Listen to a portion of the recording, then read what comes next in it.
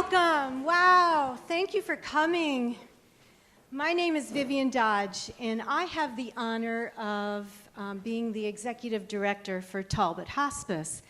And I am so pleased that you all are here tonight to hear this incredible presentation by Dr. Kerr. So thank you so much for coming. I trust that you're going to find it intriguing, interesting, informative, and most likely enlightening. So I'm very excited to hear Dr. Kerr, and as evidenced by all of you here tonight, I think you are as well. So thanks again for coming. Talbot Hospice, we have been serving patients and families since 1981. So we have a long history and legacy here in the county. You know us, Talbot Hospice, for our end-of-life care.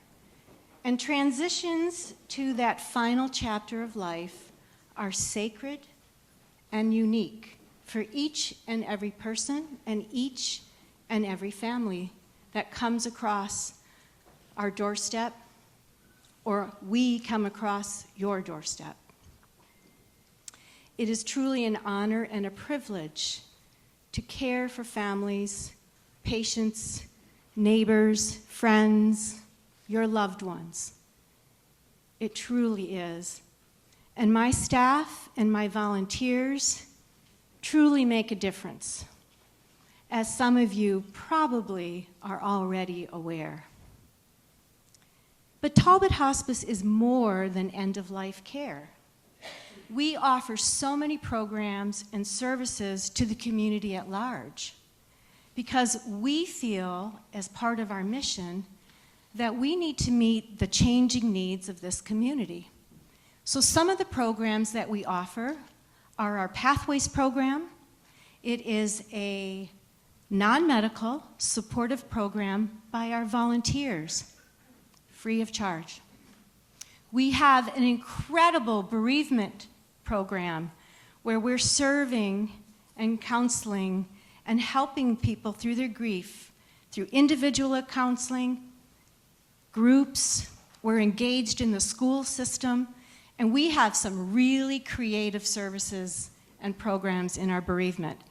And did you know that bereavement services are offered to anyone in the community, regardless of whether you've been served by hospice for over a year? So we're here when you really need you, because we know that grief and sorrow and sadness is not linear. And to coin a phrase from my bereavement coordinator, Becky, who said, "Grief is like a bowl of spaghetti, and you get it." So thanks, Becky, wherever you are. We also have our 5 Wishes and Advanced Directive sessions, where monthly we can meet with individuals, help them understand what 5 wishes are, helping them to be proactive so that when that time comes down the road, things are in order. That's an incredible gift. Again, open to the community. We recently started our very new palliative care program, and that is designed and geared for those individuals in our community who have a chronic, serious illness. So we're the bridge between your primary care physician, your specialist, to help those individuals feel better, stay independent as long as they can. Again, open to the community at large. And then I'm really very, very proud to say that we just launched our children's bereavement camp. We had our first session in May, and it was incredible. And the reason we started this bereavement camp was because children grieve differently than adults. And it's appropriate for us to offer services for their sadness that's age appropriate. It was an incredible event, and you may have seen a little picture of all the campers on our scroll.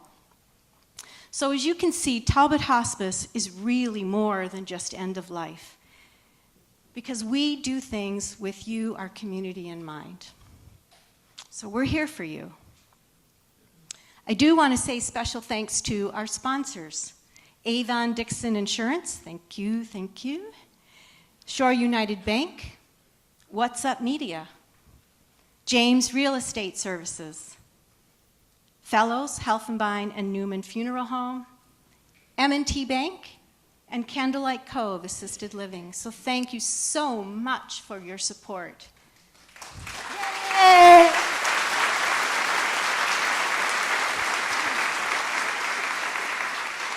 So I have a couple announcements. I'm not going to stay up here very long because you're all here to hear Dr. Kerr, not me. But in case you hadn't noticed, there's a beautiful truck outside, and we're doing a truck raffle. It's one of our fundraising events for this year. So buy a ticket if you haven't already. Come see us on the other side. Show your support. You can get a brand new F-150 truck or $25,000 in cash. Easy thought, right? So buy a ticket. And then I really am very, very honored to announce that Talbot Hospice was awarded the Outstanding Nonprofit of the Year 2019 just recently from the Talbot County Chamber of Commerce. What an honor. And so I want to say, yeah, it's huge. Our Chamber of Commerce realizes the great work that we do at end of life and also appreciates all the services that we do. But I really want to say congratulations and thank you to my staff, my volunteers, and my board members, because all of those individuals are an integral part of our success. So thank you. So give the staff and volunteers a hand.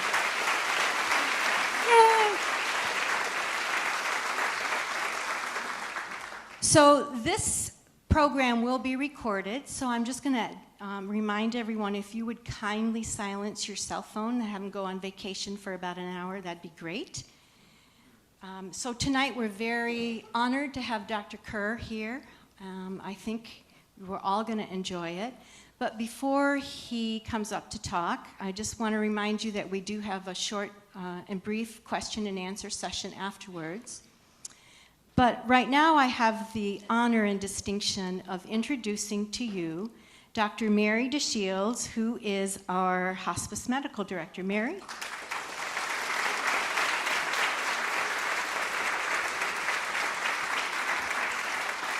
have your place here or here? Okay, thanks, Bill. Do you want this one or this? I think I'll use this. I'm going to turn this one. Thanks so much. Good evening. I have the pleasure of introducing Dr. Kerr, and I'll read his bio, and I've abbreviated it and so that maybe he'll start speaking around 7:30 tonight. It's a pleasure to introduce you, Dr. Kerr. Dr. Kerr is a hospice and palliative care physician who serves as the Chief Executive Officer and Chief Medical Officer at the Center for Hospice and Palliative Care in Buffalo, New York. He joined Hospice of Buffalo in 1999 as the medical director for the 22-bed inpatient unit there and served in that capacity until 2011 when he was appointed Chief Medical Officer. Under Dr. Kerr's medical leadership, Hospice of Buffalo now serves over 1,000 patients per day.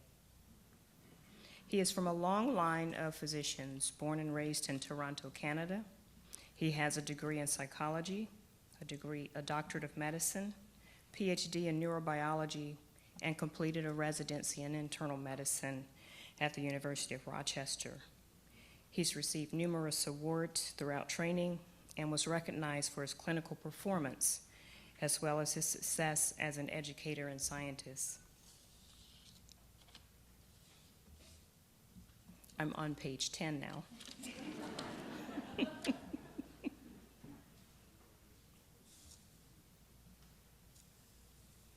Dr. Kerr's background in research has evolved from basic research, science research, and has led him to the bedside, where he's witnessed the human experience of illness, specifically a patient's dreams and vision at the end of life.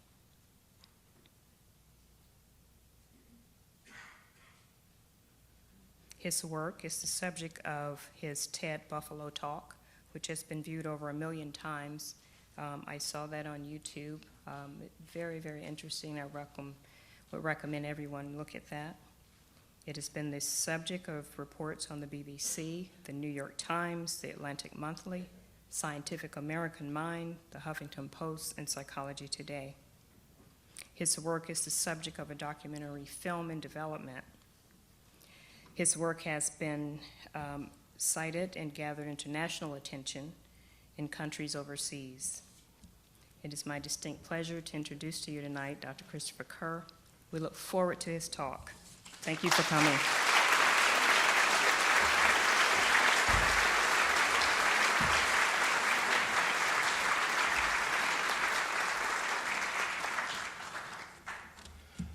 Out of respect to my mother, I want to apologize for not wearing a coat, but I'm not used to your heat. I've never spoken without one. This talk is a little different in that you're going to see a lot of video. And it's always interesting to me that people come out for this, because I sat on this research and didn't publish it for 10 years because I didn't think anybody would have an interest. I actually did it to address my colleagues in healthcare, and I didn't think many of them would believe me, so I filmed patients, and that's where this comes from. The other reason is that I just can't do justice. I don't have their words, so you really need to see them. Seeing them is believing them. The other disclaimer is I'm an unlikely messenger on this topic. I didn't come into this with a bent towards spirituality or a religious perspective at all.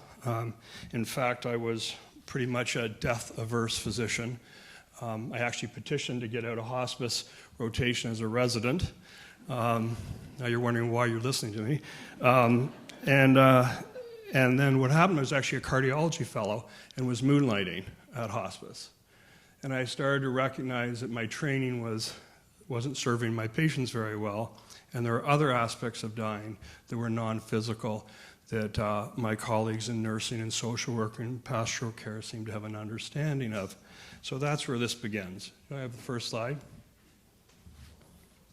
So by way of definition, what we're talking about then are these subjective non-physical dimensions, these inner world processes that people go through in their dying experience. They're typically described as dreams or visions, although those definitions are somewhat problematic that I'll explain. And these are very, very distinct from near-death experiences. So those are events where somebody is clinically dead and comes back. So death is a moment. What I'm talking about is a process of dying that may be weeks and months, not minutes. And that's really, really important because the vantage point is everything. So we're talking about people who are intact, as you'll see. We're not talking about deoxygenated brains, overly medicated patients, et cetera, et cetera. So we're talking about the process. And again, this has nothing to do with end-of-life phenomena. There's always a temptation to view what precedes death as a herald to something after, and what we're looking at is really the events that go before death. Guys, have the next slide. I think this is, I'd like to begin by showing you an example. This is Paul, and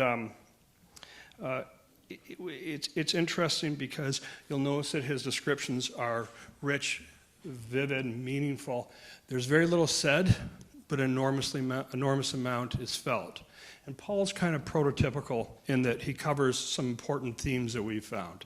One, he sees he's visited by someone who he loves and returns to him.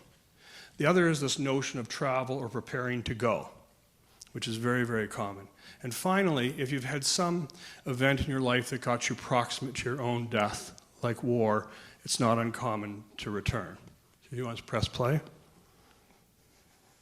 I dream in color most times, and she always wears a beautiful light blue. It could be a suit, it could be a gown, it could be a dress, but it's always light blue. And a couple of times she's gave me the little beauty pageant wave, and a couple of times she sort of greeted, always with a smile. Only one or twice I've ever heard her voice, but she always kind of lets me know that she's fine. I get that feeling after a dream like that. And one I had not too long ago, I've only lived in 2 houses all my life, which is kind of rare these days for a guy 82 years old. I lived on Michigan Avenue in the city. She wanted me to pack up some things for her. So I had this crazy dream. I'm packing goods, and I'm setting them for some reason up high. And everything went fine until I fell out of bed. And I really clunked. I banged up pretty good. The boxes flew and I flew. Another thing that I've dreamt of quite often, not lately, I'm back in the service. I'm at Fort Devens up in Massachusetts, where they were forming this company that we're going to oversee, a new company. And the guys are all young. They're like, I remember them, and I'm old. And I'm trying to tell them, guys, I've been here, I've done this, I'm not going to do it again. And they're arguing with me. And that's a crazy dream. I don't have any bad dreams. My dreams are, usually maybe I lost the sale, but I mean, even that isn't bad. I've not had any dreams that dwell on my sickness at all. And they're usually, even if I don't remember everything, I wake up with a smile on my face. They're happy. Hit the next slide. So there's nothing new in what we're describing. It's been talked about since across time, across cultures. For many Native people, it's a way of maintaining connectivity to their ancestors. Medicine has been relatively silent, but the humanities have never stopped talking about it. It's Shakespeare, Plato, it's throughout. In the last 100 years, people started to take a more objective look at it. And starting in the 60s, people started to begin serious study. But what they did was they surveyed caregivers, nurses, doctor, pastoral care, not the patient directly. But still they came to some conclusions. What they found was that they occur frequently, essentially intrinsic to the process of dying, that they provide comfort and meaning, allowing the patient to let go, and they lessen the fear of dying. And very, very importantly, these events are very distinct from metabolic or hallucinations, changes in cognition. So if they're so important, why have they been dismissed or not taken seriously within a medical context? And part of the problem is changes in cognition are very, very easy to medicalize. And it's true, most people in going from living to dying experience changes in level of alertness and cognition, often called delirium, confusional states. There's a busy side I don't want to spend a lot of time on, but I'm sure many of you have seen somebody in a state of delirium while dying. They're typically agitated, they're distant, they're disconnected, they're tangential and disorganized. And it's very distinct from what we're talking about. So patients who are having end-of-life experience are actually calm. They're typically more insightful, acutely aware. They're very connected, but the biggest difference is how they're made feel. Whereas a delirious patient is agitated and often medicated, and even sometimes restrained, unfortunately, a patient having end-of-life experience is quite the very opposite. And I'd like to show you a video that kind of does a better job of explaining this. This was a very significant thing. But when I woke up, I was happy. It left me with a good feeling that somebody was there. I was laying in bed, and people were walking very slowly by me. The right-hand side, I didn't know, but they were all very friendly, and they touched my arm or my hand when they went by. But the other side were people that I knew. My mom and dad were there, my uncle. Everybody I knew that was dead was there. And they passed and did the same thing. The only thing was, my husband wasn't there, nor was my dog. And I knew that I would be seeing them or hoping to see them. During the period of time that after I woke up, the next day I assume, and I felt good. I felt good to see some people. And the other ones didn't bother me either. When I told my family that I was happy about it, and that's what they asked. How does it make you feel? Well, I feel good about it. I thought it was a good dream, but boy, I remember seeing every piece of their face, and I mean, I know that was my mom and dad and uncle and my brother-in-law. And I have seen my mother recently more. How do you feel when you see her? Oh, wonderful. I can't say that my mother and I got along all those years, but we made up for it at the end. Yeah, but I never realized it as much as lately. It seems like I'm doing more and having more substantial dreams than if people would understand them or go poo-poo and, say, I don't believe in that kind of stuff. I think more and more people are getting a little bit more hip to dreams than they were before. I'm always struck watching her because that's the making of a horror movie.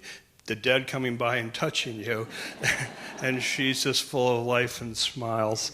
Okay, so she's not confused, and it would be demeaning and dehumanizing to label her anything like that. But she shows us more. She shows us this dying as this paradox, right? She's physically dying, yet spiritually, psychologically, she's vibrant, she's present, she's very much there. And that these experiences not only hold personal meaning, but they're tied to some of our greatest needs. The need to be forgiven, to be loved, etc.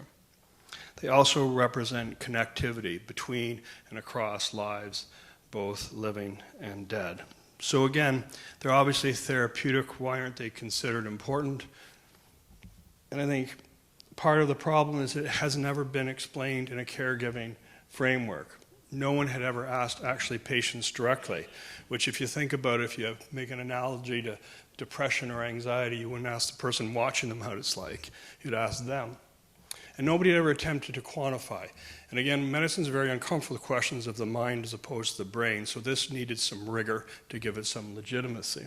So that's how we kind of began a long time ago. Next slide. So in our first study, what we did was we took patients who came into an inpatient unit, sometimes as far as a month from dying, and we interviewed them every day. And we had a standardized questionnaire. We were trying to just establish that the phenomena was actually happening and give it some metrics. So we asked them questions like about their content, what frequency was, whether they were awake or asleep. We asked them to grade the comfort level on a scale, the reality on a scale. And there was a more qualitative component that looked for meaning.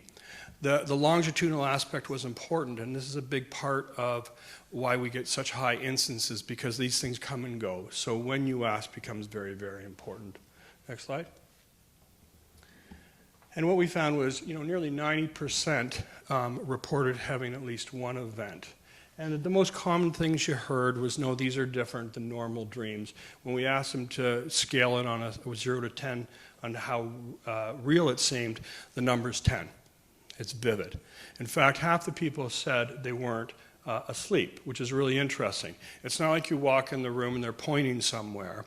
It's that we think they're probably lucid dreaming, that they're coming and dying, or in that process, the one common denominator is change in sleep structure. You're sleeping more, sleep architecture changes, so you're in and out of awareness, and to them it feels tangible and real.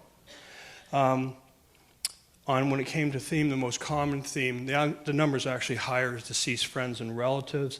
Again, next is this idea of preparing to go. Pets are almost as common, believe it or not, and a third are the living and friends. Next slide. So you can see comfort on the y-axis, and again, 5 is associated with the highest level of comfort, and seeing the deceased gave them the greatest comfort. Next slide. This is really interesting. So when I first got to hospice, nurses were predicting or prognosticating death based on these experiences, which I thought was the funniest thing I ever heard. And so this was the thing that showed me I was wrong. 0 here is death. And as you can see, in fact, there is an increase in frequency in end-of-life experiences, particularly of seeing the deceased. And so there's this built-in mechanism. You're getting closer to dying, and you're seeing more and more those who you've loved and who've lost, and that's what gives you the greatest comfort. Next, I'm going to show you a slide of Vivian.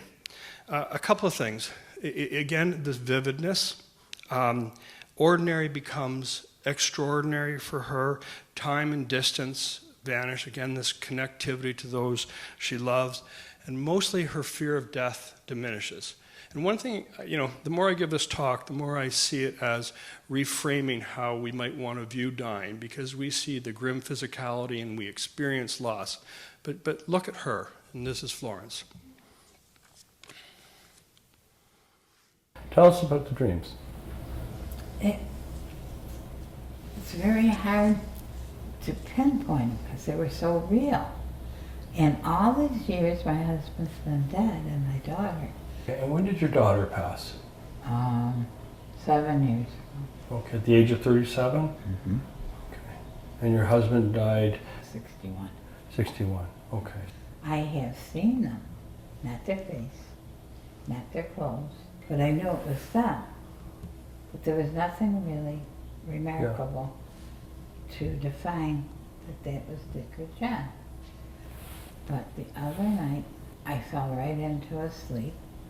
We were like sitting at the kitchen table, laughing. I could see their faces. I could tell it was their clothes. We were laughing, we were talking, we were eating. It was like a regular Sunday dinner night. That's wonderful. It is. And then Monday night, the same thing happened. But the same identical thing. We're laughing, we're talking, we're having a ball. How did it make you feel?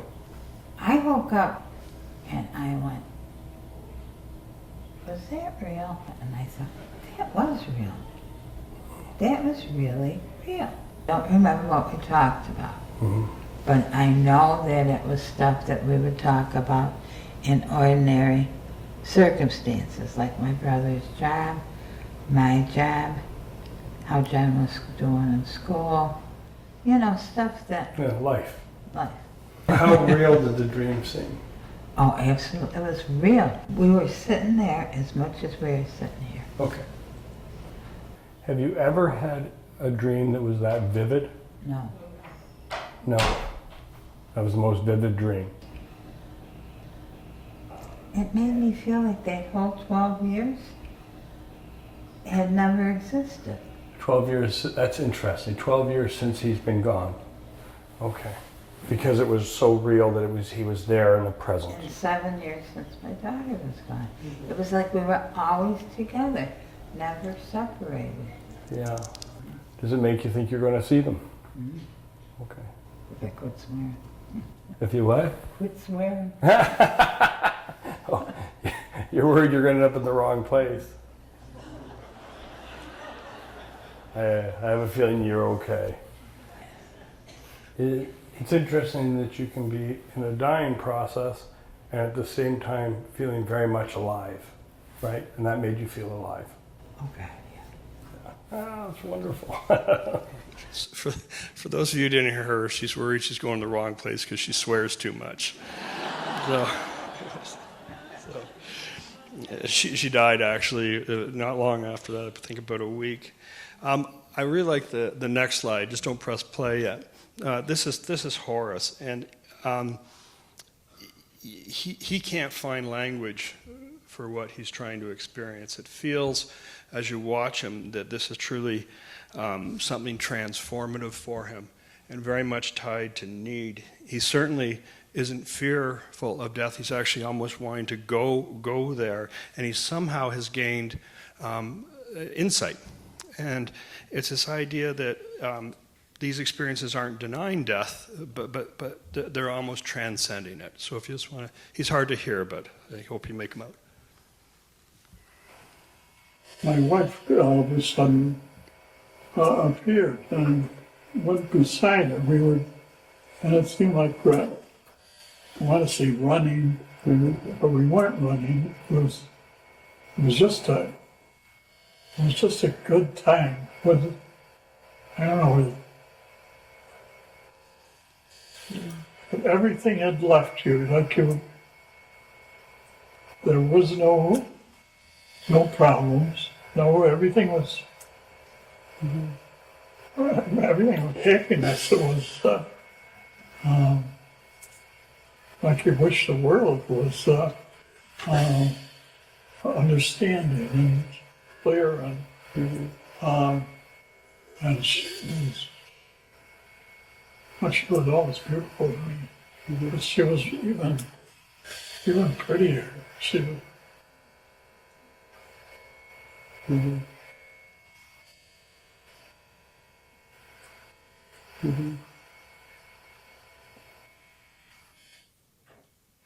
So vivid and so, it was like lifelike. And it just, it felt good. Next slide, just don't need to press play. It's one of my favorite patients. This is Maggie. She's hard to hear. She has cerebral palsy, so you'll see subtitles. She's just a remarkable woman who grew up in an impoverished South Buffalo, but very connected Polish community where she was just loved and nurtured. I asked her one time what it was like to grow up with cerebral palsy, and she said at the age of 11, she one time just decided she wasn't going to go on the cheese bus, the yellow bus anymore. She'd rather walk the Buffalo Winters than be labeled. And she just had a life of joy, love, had children, and but she was very much needed to be contextualized and secured within her family. So her dreams were her loved ones repeatedly coming back to her and telling her it's not time yet and we'll be there. Constant reassurance to her all the time. And this is what she's talking about. And just, we can all relate to Dylan Thomas, Rage Against the Dying of the Light. Think of that when you're listening to her. She's actually fighting to get somewhere, to get home, not against anything, even if home's Buffalo. Do you want to press play?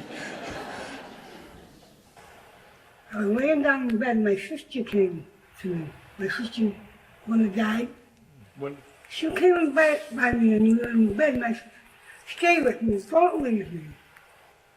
And she said, I can't. She said, I just can't stay with you.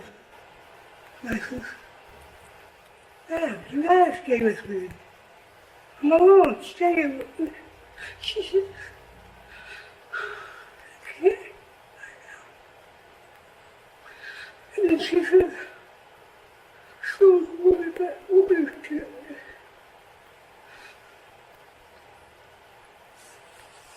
And then she said, I'll be back. So she just laid down.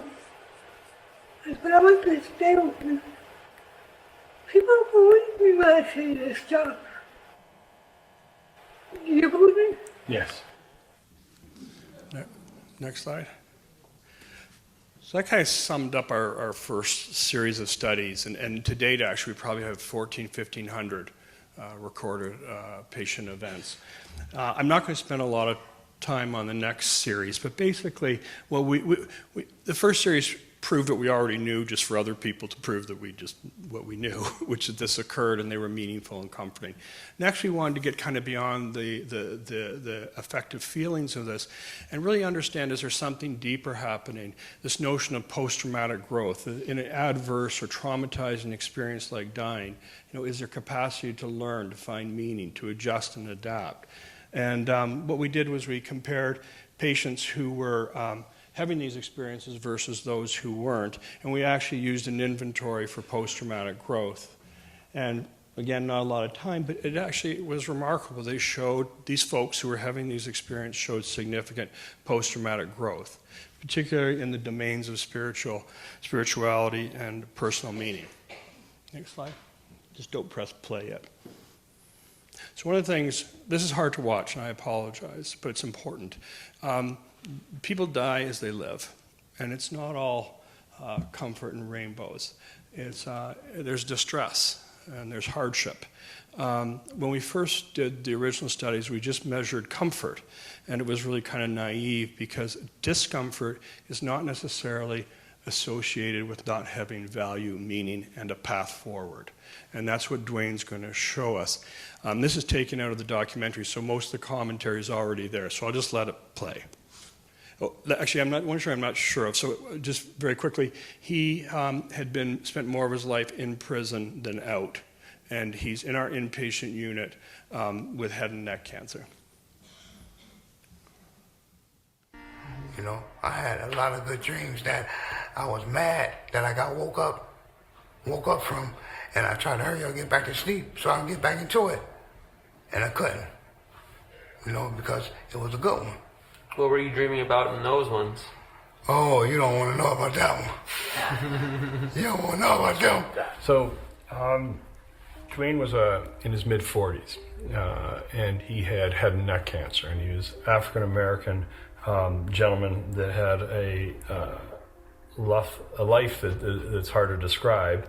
He started on crack when he was 16, and he spent more of his life in prison than out of prison, kind of regular stints. What's fascinating is how lovable, how intelligent, how he enjoyed, interacted with other people, and what a good father he was. He didn't live his life as somebody with regret, despite lots to be regretful for. He ended up coming to our inpatient unit because his mother was using his pain medication. So it's a story of multi-generational impoverishment and addiction. He came into our unit, and he started to have a dream that at his site of his cancer, which was his neck, he was being stabbed by all those that he had done wrong to in his mind. My dreams, man, my nightmares, I don't like them. I think it's because my past is coming back to me, from doing wrong. Because I'm not going to say I'm the perfect guy when I was out there, because I was ripping running the streets, doing wrong to individuals that I knew I shouldn't have been doing wrong to. Now they caught up with me. And now they know my symptoms. They know I'm sick. So now they want to try to hurt me. It was like they were jigging a knife, trying to cut out, my neck, where my cancer was at. Right.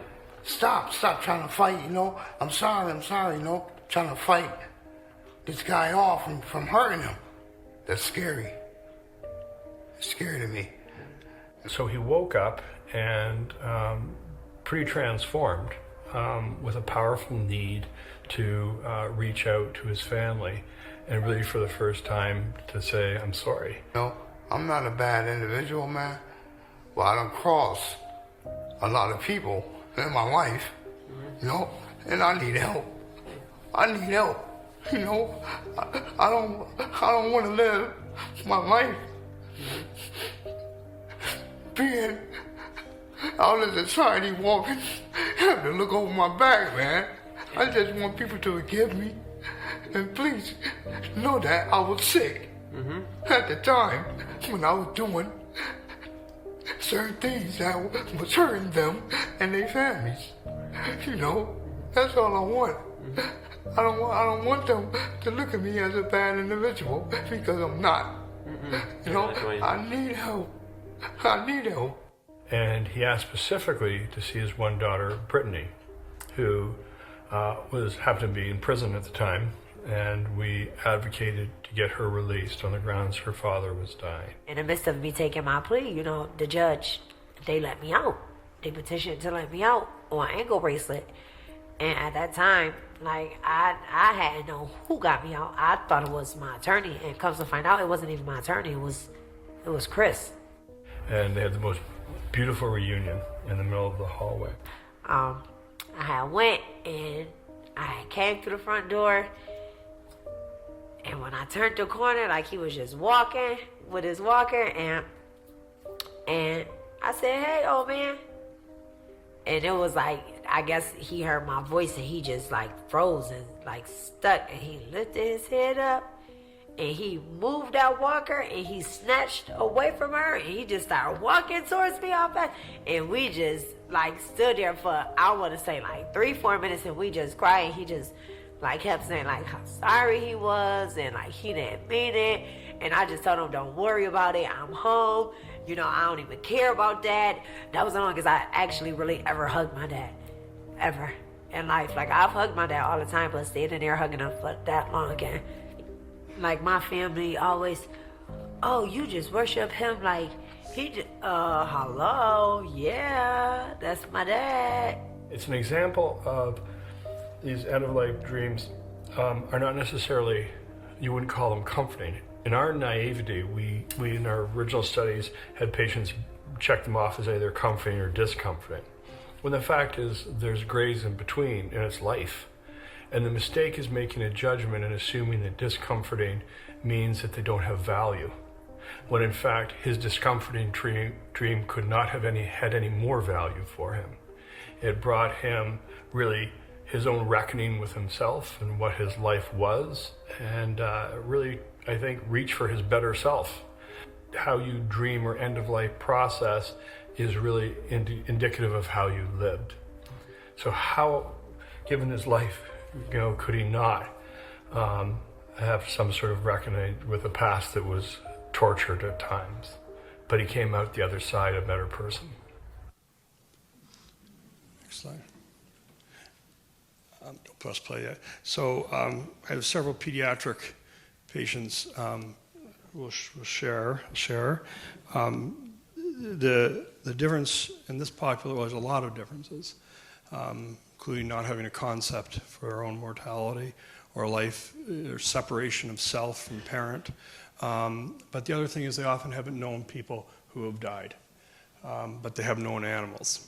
And they generally come with the same meaning.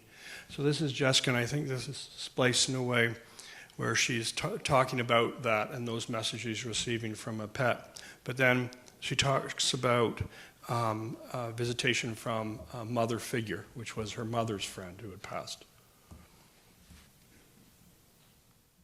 I have good dreams now, which I dream about my old dog Shadow that has passed away.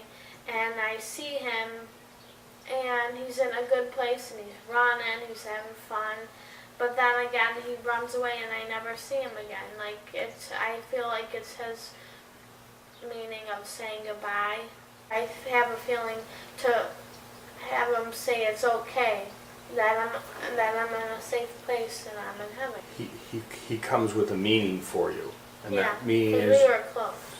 And even though I didn't like him half the time because he would always be on my butt, but I still loved him. But he's coming back to give you some comfort. Yeah. Is it really comforting when he's there in your dream? Yeah. Okay. Does it seem very real? Yeah. It's different than other dreams, yeah. Yeah, because it seems real. That meaning is meaning of love. Mm-hmm. And that they're there and they're always going to protect you. Mm-hmm. It's funny because he doesn't say anything to you. No, dogs don't talk. No, but dogs give messages. Yeah, they give you a message of heal and love that you're okay. Mary is my mom's, one of her best friends that she passed away from leukemia. What happened was I seen her in my mom's room. And I was just coming up the stairs and going into my room, but I stopped because I seen something at the corner of my eye. Mm-hmm. And she was playing with my mom's curtains, and she had her favorite shirt on, my mom told me, because I told my mom it was gray and blue checkered shirt, like a flannel shirt that she had on. And I had a feeling that she was just coming to tell me that you're going to be okay. Everything's fine, but she didn't look at me. Mm-hmm. She was just looking, but I had a feeling if I called out her name, she would look at me, mm-hmm. But I didn't want to scare my mom. How did it make you feel? What did you get from her? What did you feel from seeing her? I felt a sign of relief. Yeah. And happiness because she was a very strong person, and I know that I'm strong, and my mom tells me all the time that I'm like her. So it was really comforting. It was comforting, yes. You weren't afraid. I wasn't afraid of it at all. What's remarkable, so I'm not a pediatrician, and I would have avoided these sort of conversations, not knowing how to communicate in the same way you can with an adult. But in so many of these children, what seems to happen is they become informed themselves. And where we fail in language, they seem to have an intuitive understanding. And really, in this instance, she was the one telling me that this is what her experiences was. And it was remarkable to see what happened to the mother as a result, because this is what she feared most, is having to bring her to that point. The next is Ginny. I actually shortened this because she talks about not only animals she knows, but everyone her neighbors know and everybody else. She honestly names 8, from iguanas to ferrets to dogs. She sees them all, and they're all healthy. But what I'm going to focus on is the front end of the video. What she did is she recreated what she needed, which was, you'll see, is this castle. And there's religious references, which is kind of interesting because she wasn't a churchgoer, but she creates a world for herself. She's 16. What we're interested in is people who are sick often have very interesting dreams or visions, or things happen in their mind that make them see things differently. And one of the stories I had heard about you was when you were in an MRI machine and you had an experience like that. Yeah, I'll tell you about it. I'd love to hear in your loud voice. Okie dokie. Okie dokie. When I was sleeping, like deep sleep, my Aunt Miriam came down to bring me up to heaven, and she was playing with me with Barbies. And when you see your aunt, where are you? In a castle. Really? Is it beautiful? Yeah. Huh. It's huge. Can you describe it for me? Are there other people there? No. There's a window that you can see the sun through it. Uh-huh. And it has God on the window. Like a church would? Yeah. Okay. That sounds beautiful. So this is a pretty special place. And then a pretty painting of a baby, the little baby. No, the church. Yeah, like in a church. What do you think the castle is? What does it mean? Safe place. Safe place. Yeah. Safe place, and it's sunny and it's warm, and your aunt's there. And then they have a pool. Really? A built-in pool. Whew! You like to swim? Yeah. Okay. So how often do you dream of her? Once in a while. What does she say anything to you in the dreams when you see her? It says I love you and you better go down there and get better and better. Okay.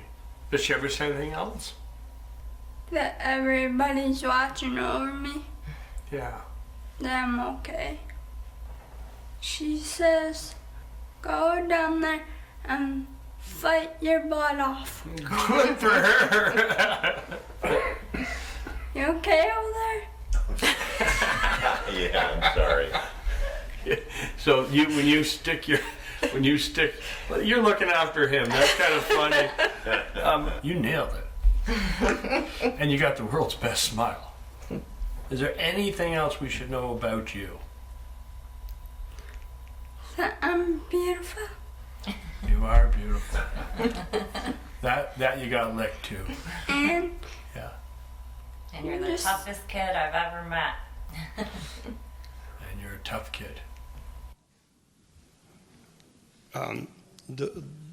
What's interesting is that people always ask, well, is this an opportunity for kind of an analysis or a therapeutic intervention? What I can't stress enough is these patients come out of these experiences with answers, not questions.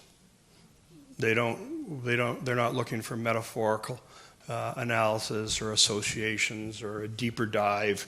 They come telling you, I've yet to have one patient say, and I wonder what that means. They just seem to know, and the children specifically.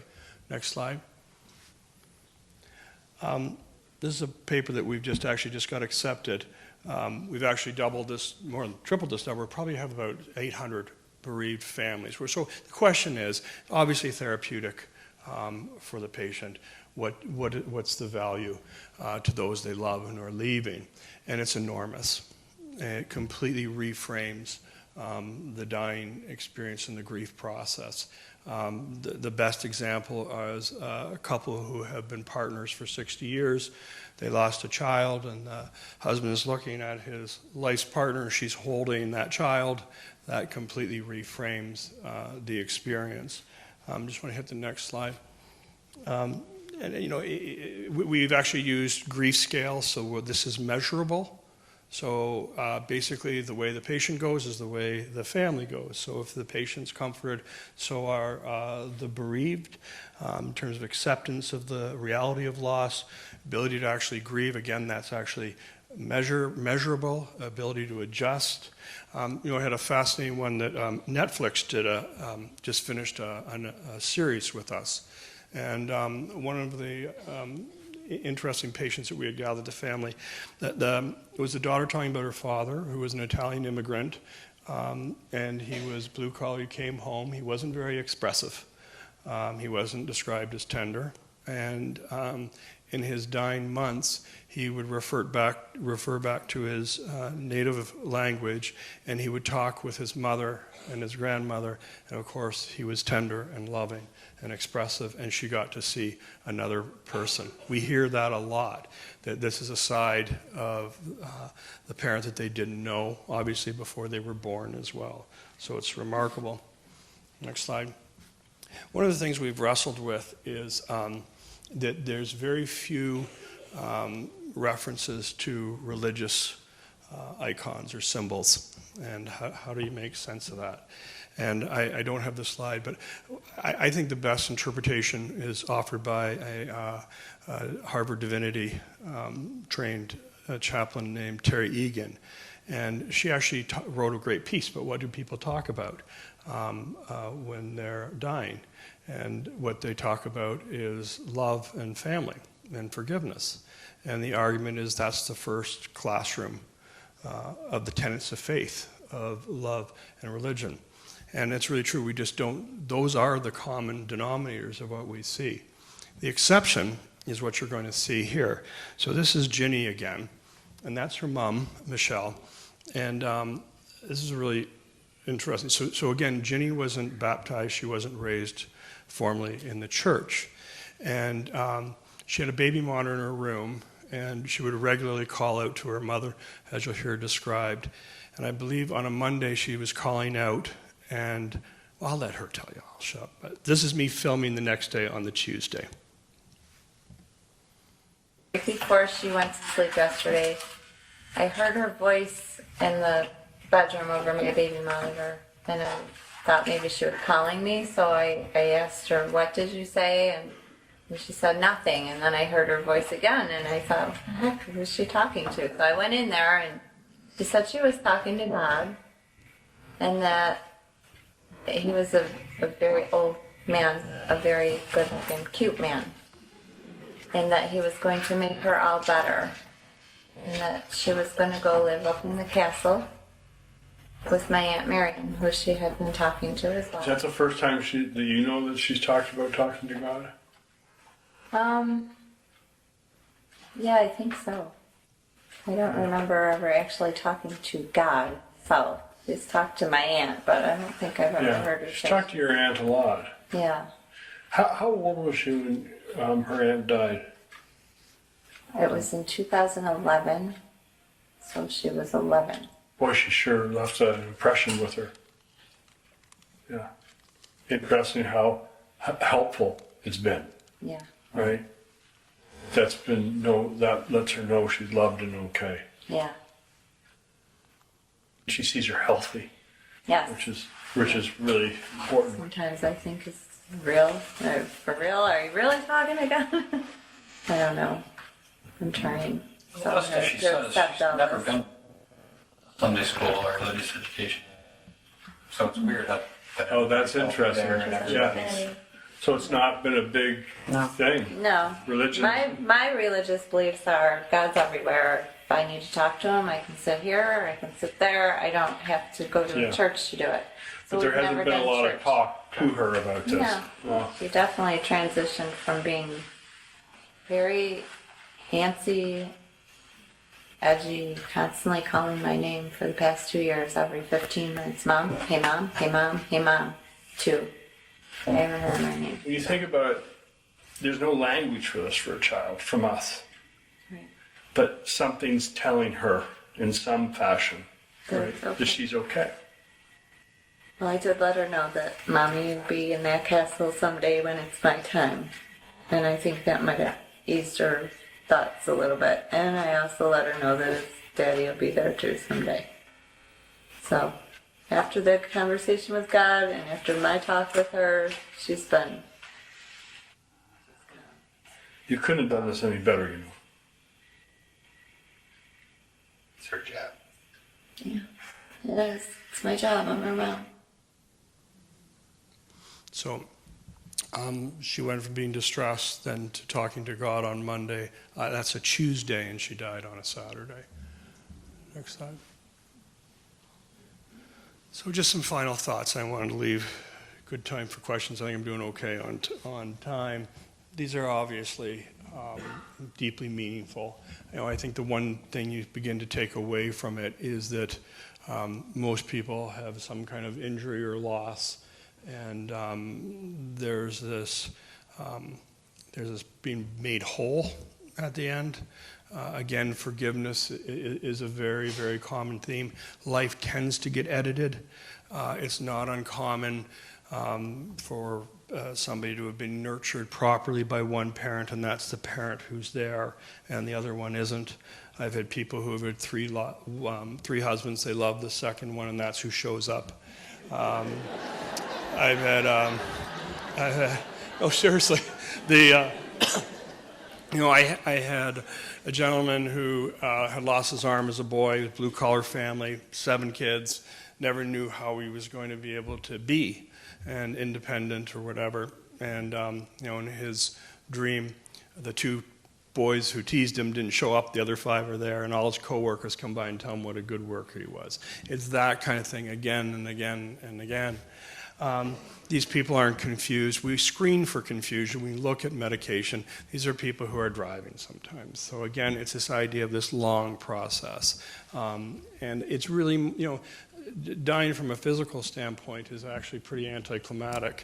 But this is serious work for people, and it usually brings them an enormous amount of peace, and obviously for the bereaved as well.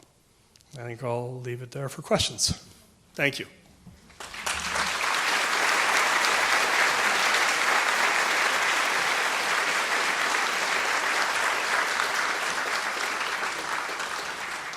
Okay.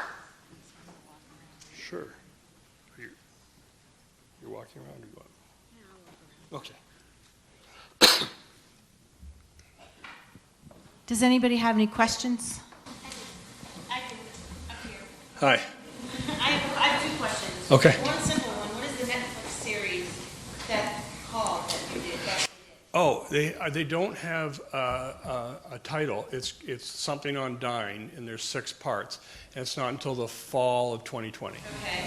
And then my other question is something that I'm really curious about. Have you ever had the opportunity to be with someone in their end of life stage that has been involved in hospice, that you can possibly talk to them on another level and ask them if what you think, to ask them maybe more deep questions, because someone like us that know the stages, we may be able to convey more information to you if you're going to have that opportunity. Do you understand what I mean? You mean somebody who's more familiar? Yeah. Yeah, usually what it is the older you live, the more sure you are this happens because you've seen it. And they're often the ones telling us. Okay. It's very interesting. I often have the experience of, or whether you've even been actually involved in care. I'll lecture to medical students who haven't experienced it and really haven't been part of care at the bedside. They have no idea what I'm talking about. That's why I did the films to begin with.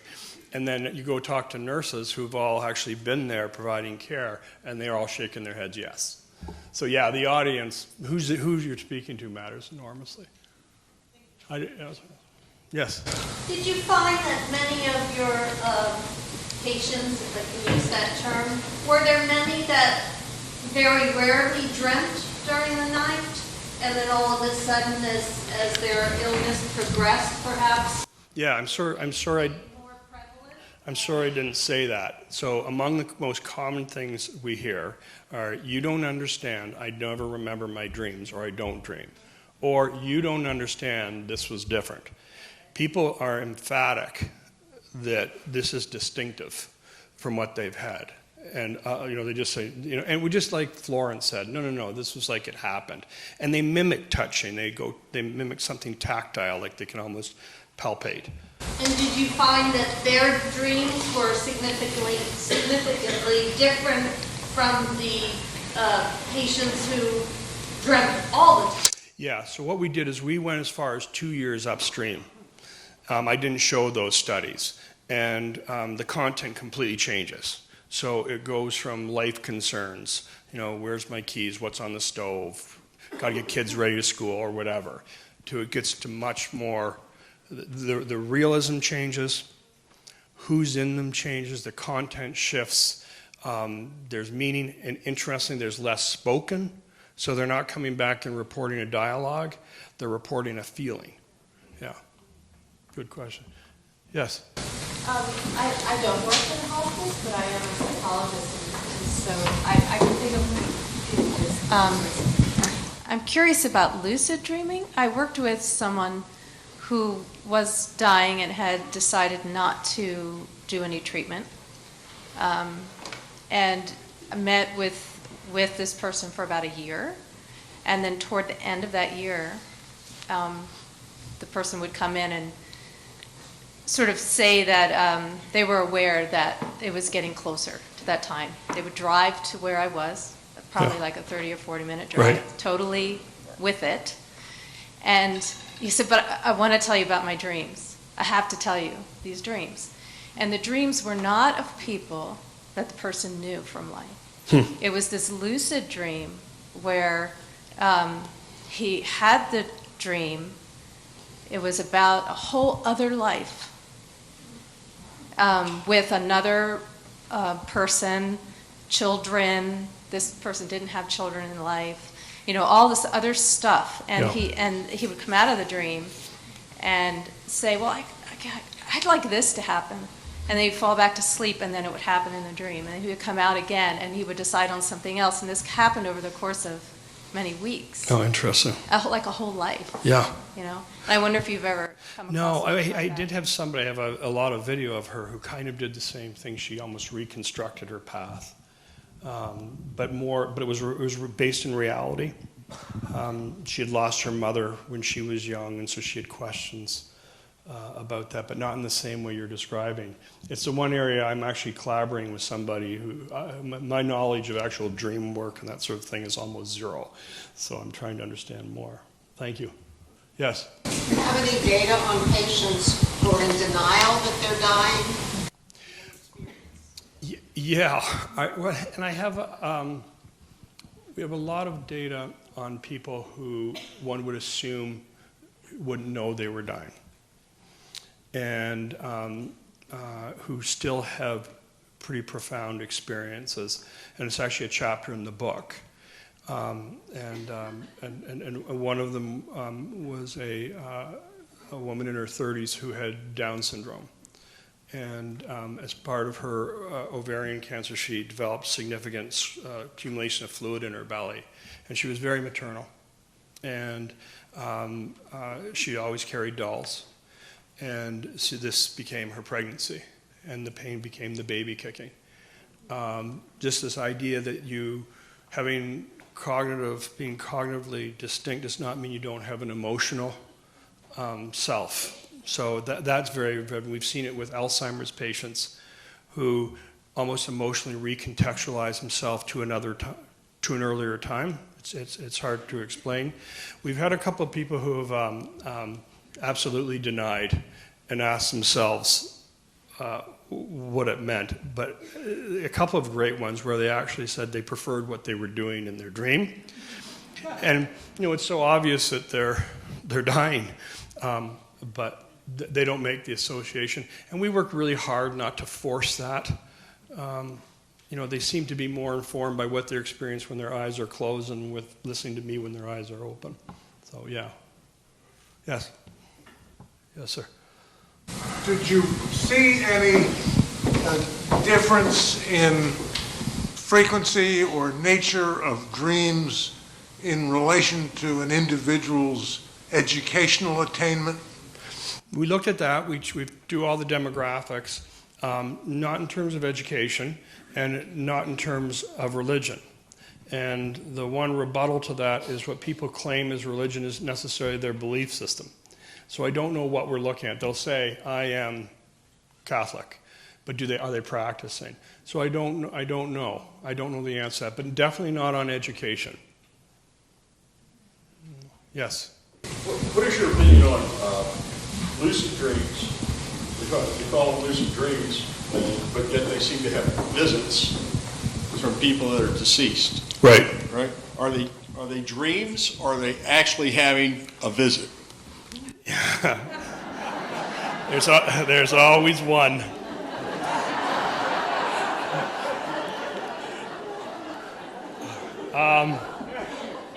And you think I'd be better prepared for the answer? I'm probably the biggest skeptic of all, truthfully. And I guess my bias is to think of this as disrupted sleep architecture and all those sort of stuff. But boy, when you listen to these folks, there's something else. Something that has a good message and is life-affirming. I don't know if it's a true visitation. I think at an experiential level, which is what probably matters, is it's as real as it gets for these folks. I just don't know. I just can't answer that question. I've been really careful, very, very, very careful. This can obviously be picked up by and go in the direction of paranormal and everything. And I really didn't want to invalidate the patient experience. I just wanted it told and translated from their perspective. But yeah, thanks. Don't go to the next talk. Yes, thank you so much for being here today, and I want to thank the Hospice for their kind and heartfelt care for my friend Jude, who died about 3 months ago, and we visited her on a regular basis for all the personnel there, the medical personnel and the support team that helped us out. But she was a New Age person. She believed in crystals and chakra balancing. And she was a massage therapist besides being a drug counselor, etc. And she died of natural causes. My question to you is, have you done any integration of New Age type thinking people? And her famous symbol was the dragonfly and the life cycle of the dragonfly. Have you done any New Age type people and integrated that into your study? No, I'm sorry I haven't. But I'm partnering with people from Santa Barbara, so I wouldn't be surprised if they did.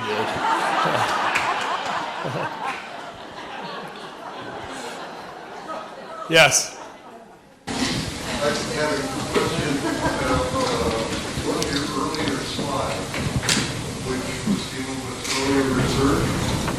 And you mentioned that the ELEs fostered spiritual and personal growth. Yes. I was curious, what scales did you use to measure that, or was it just like that? Oh no, I'm sorry. I should provide more detail. No, there's actually a post-traumatic growth inventory that has various domains, and there are 4 domains, and in 2 of them there was significant and marked difference between people who are having end-of-life experiences. So we took a standardized instrument that's been validated for people who have experienced trauma, and we applied it to a dying population. Could I look that up on the web? Yeah, it's actually it's accepted for publication I think in the last couple of weeks. So it'll probably be online within 2 months, I think. So if you type my name in post-traumatic growth, you'd see it. It's a bad thing to be associated with, but it's true. Your talk really held our attention. Thank you. Thank you very much. I appreciate that. There's one way at the top. Yes. I think it was just touched on a little bit in a couple of your videos, but it seemed like you discovered that there was a sense of mission to be a bridge between the living and the dead in some cases. No, you're 100% right. I'm going to give you a great example of that. Again, the grimness of death can be a barrier for people at a bedside. And sometimes it has to be translated to bring people back to their innate role as comforters. And a great case is about a year ago, I walk into a room and there's a woman in a bed and she's speaking Polish. We have a ton of Polish people in Buffalo, in case you haven't figured it out. So, and her daughter is sitting in the corner, rigid, hands on the lap, not holding her or looking comfortable.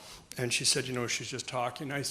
When it was normalized, when it was given permission that this is something people do and it typically brings comfort, why don't you ask her, kind of engage? And I come back the next day and she's got a notepad full and she's hearing about her mom's life in Poland, her friends, her grandparents, the food, the pets she had, and it just made her feel like, well, one, she was nurturing and connecting, but that her mother, wherever she was in a comfortable spot psychologically or spiritually. So yeah, it's, and that's one of the things we're working on, is kind of developing some sort of toolkit that allows people to be familiarized. Just why that's important is because I don't have a lot of faith that the medical community will guide you to this point. So just a funny story. I always laugh when I read the bio and all the attention this has gotten. When I published it, guess how many responses I got? Emails, phone calls, anything. I published it in medical journals.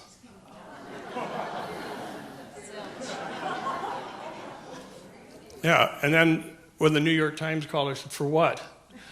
And the point is, there's an enormous disconnect between the people who provide the care to people who are dying and then what people are actually experiencing and what they need. Yes? Kind of follow up on that. My mother passed away and she was in her late 90s. And as part of her comfort and to get her into this comfort zone that she was in, was we would send her pictures that her father had taken when she was little, family pictures. And we would send them via fax machine. Every morning she would have these pictures of family members, and they would bring back her life. And where it would be very exciting every day she would see a lot of family members. So as she was getting weaker and weaker, it gave her a lot of strength. And so to try to, give people strength and think that they're going to a comforting place, just this whole feeling of family and everything just really made her eyes sparkle. Yeah, As she passed, it was just a very comforting thing for all of us, knowing that she was in comfort. So the tools to make this transition can be harkening back past where you experience, as they are in your dreams, those kinds of experiences. And it was just... You described it beautifully, and that was brilliant what you did. The truth is, particularly by the time you've hit 90, or if you have any degree of dementia, or even if you're just aged, you're emotionally most alive and your memories maybe more anchored in a distant past. A lot of demented people can't remember what they had for breakfast, but what they remember what they wore at their prom date. And so, they're still in there, and they're still feeling that. I had a partner, my medical partner, his mom had escaped Nazi Germany, and she was bitter and she had lost a child. And she became an unpleasant person or a difficult person for a lot of her life. And then as she aged, she had lost recent memory or an ability to form new memory. But they could put the picture of her deceased son, and she went back to an earlier pre-injured self, and she was a very different person. It got so severe that she didn't like the person she saw in the mirror, and they actually had to put a sheet over the mirror because she actually was placed back to somebody else where she was. But yeah, it completely changes the trajectory of the dying experience from one of loss to one of reclamation. Yeah. Yes.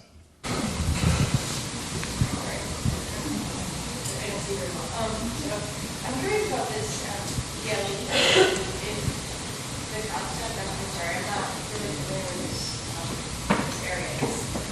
Has it ever been for people who were not aware that they were going to die? And you think being aware? I don't have so there's two things we're missing. We're missing 10% of people who have acute death, right? And because they're in hospice, they obviously have self-selected and have some recognition of terminality. So I don't know the answer to that. I know there are people, actually in Santa Barbara, truthfully, who are interested in this idea of this premonition notion that there is an awareness, but then just not in our study population. Yes? There were several references to pictures of some artwork. Is there any data that you have or that research that has people communicating that those vividness and not so much visions, but so in another medium. Or in music. Oh, that's really interesting.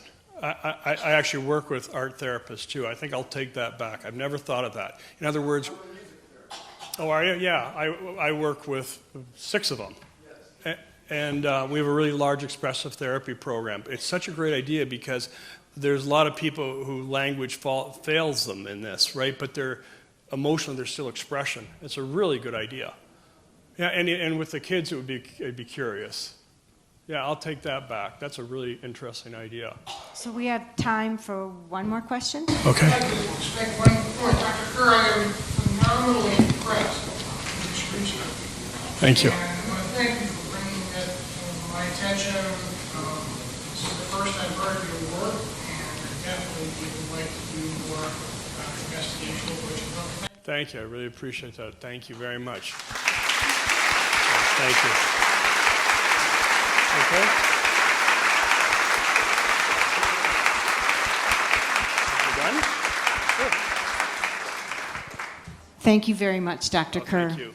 We really appreciate you being here. Don't go. Oh. I found your talk very thought-provoking, and one of the things, in listening to all of you asking questions, it is discomforting for the family to be at the bedside sometimes. And if nothing else that you take away from what Dr. Kerr is saying is, don't be afraid to engage them. And if you don't know what to say, start asking about their life. And boy, will that open up a lot, right? Yeah, sure will. Yeah. Yeah. I mean, the symptom of dying is loneliness. They just want, yeah. So thank you very much for coming tonight. Thank you for your support, whether it's an event, visiting patients and families, working in hospice as a staff member, through your generous gifts. You truly make a difference in someone's life. So I want to give a special thanks to the Avalon Theater and Susie Moore. So let's give them a round of applause.